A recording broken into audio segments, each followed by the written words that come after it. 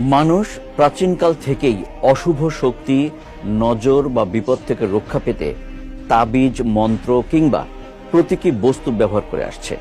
তবে ইসলামী শরীয়তে এ বিষয়ে রয়েছে স্পষ্ট নির্দেশনা।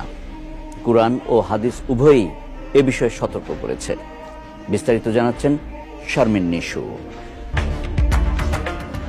তাবিজের ব্যবহার নিয়ে ইসলামে রয়েছে কঠোর নির্দেশনা।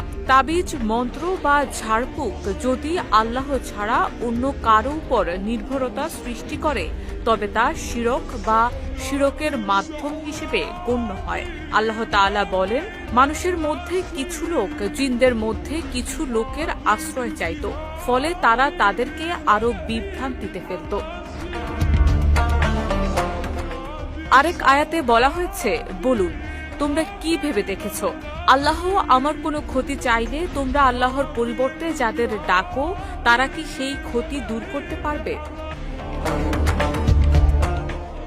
এই আয়াতগুলো স্পষ্ট করে জানিয়ে দেয় যে আল্লাহ ছাড়া কেউ উপকার বা অপকার করতে পারে না।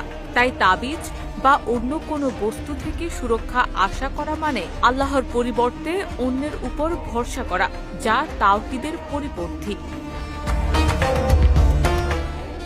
রাসূলুল্লাহ সাল্লাল্লাহু আলাইহি ওয়াসাল্লাম তাবিজ পরিধানকারীদের বিষয়ে সতর্ক করেছেন। তিনি বলেন, যে ব্যক্তি তাবিজ ঝুলায় সে শিরক করেছে।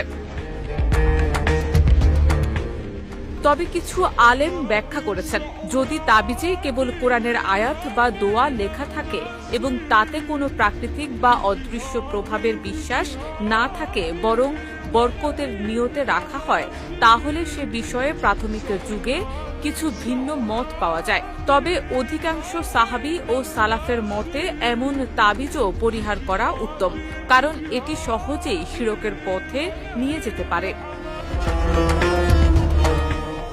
হযরত আব্দুল্লাহ ইবনু মাসউদ রাদিয়াল্লাহু তাআলা আনহু বর্ণনা করেছেন, নিশ্চয়ই ঝাড়ফুঁক, তাবিজ এবং প্রেম আনয়নের জাদু এগুলো সবই শিরক।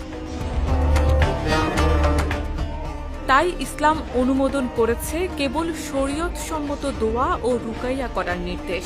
তবে তাবিজ তা কুরআনের আয়াত লিখিত হোক বা না হোক, তা ঝুলানো মাকরুহ বা নিষিদ্ধ।